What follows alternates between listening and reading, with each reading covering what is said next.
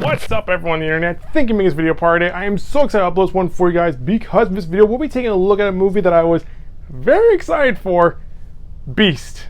In keeping up with this month's theme in animal movies, I figured we'd take a look at this thriller that came out back in 2022 last year that stars Idris Elba in a movie about a rogue lion going on a killing spree. And that's pretty much the overall plot of the story, as we see Idris Elba play a father who's taking his kids to a trip in South Africa because, as it turns out, the mother of his family passed away, and after she died, the father grew distant from his kids and hopes that this little trip will bring them close together. At the same time, the movie also stars Shallow Copley. I'm pretty sure I butchered that name, but for those of you who don't know, he's the guy who played the main character in District 9, and he also played Murdoch in that 2010 A-Team movie, so seeing him was a bonus. But anyway, while these people are touring the savannas of South Africa, they come across a rogue lion who is killing numerous people. So one of the things that I liked right from the beginning was how this movie introduces the lion, who is basically the monster in this movie. And the way the film does it is by introducing this lion in the dead of night and having it lurk in the bush as it circles several poachers. Holy crap, you feel your heart sink because you yourself feel as if you are standing beside these poachers because you can't see the lion as well, and you're wondering where the hell is this creature going to strike. However, as we get further into the first act of the story, the movie does a really good job in its visual effects department because holy crap, these CGI lions look pretty dang good. Now in my Ghost in the Darkness video, I did mention how sometimes using real animals rather than CGI animals can be more effective because seeing a real lion charge toward the screen does send a guttural fear into you, but there are times where using CGI animals can be helpful. For example, there's a scene in the movie where our group of characters encounter a pride of lions that the park rangers have protected for some time, and seeing them interact with Copley's character, I don't know if you could have done this with real lions for safety reasons. So I like how this movie was able to give us CGI lions that really do behave like real animals to some degree. With that being said, while I was very excited for this movie, after watching it, it didn't meet any of my expectations, mainly because of the writing and its use of CGI, which is crazy because just a moment ago I was praising the CGI, but at the same time it also hinders this movie. And as for the writing, oh my god, the way these characters are written, it astounds me that all common sense was thrown right out the window. For starters, if your car is stuck in the middle of the road in the savannah, the best thing to do would probably be stay by your vehicle and wait for another park ranger car to come by, right? Nope, let's get out of the safety of our vehicle and explore this dense jungle that we have no knowledge of. Here's another example. If you decide to leave your vehicle, you should at least bring some sort of tool to defend yourself, right? Nope, let's just run into this bush with a radio that can let the lion know where we're at.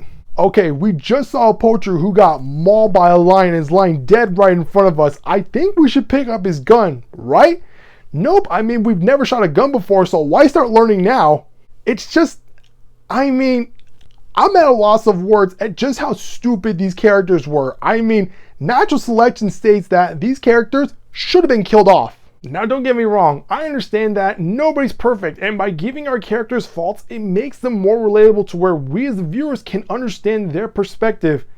But come on, surely nobody's that stupid. I mean, the main character is a doctor and a father, so you'd think he'd have some sort of common sense. With that being said, we now move on to something that wasn't as frustrating as the writing, but still bothered me a little, and that was the movie's use of CGI. Now, while I liked seeing CGI lions behave like real animals, there comes a point where the budget starts to affect the story. Because with this movie costing $36 million to make, I'm pretty sure visual effects got some portion of that, and because of the amount of money they were given, they had to limit the amount of screen time for the CGI lions. Now, I can understand that budget can be a big concern, and sometimes you have to rewrite your story in order to fit the budget you are given. And we see this with numerous films, most famously Jaws, which worked terrifically in that film's favor. But the difference between Beast and Jaws is the overall setting in which both stories take place. To provide some sort of comparison, if you're going to do a monster movie about a shark killing people, then showing the shark as little as possible is the best decision to make, because not knowing what's underneath the surface is a lot more terrifying, and this works in Jaws' favor.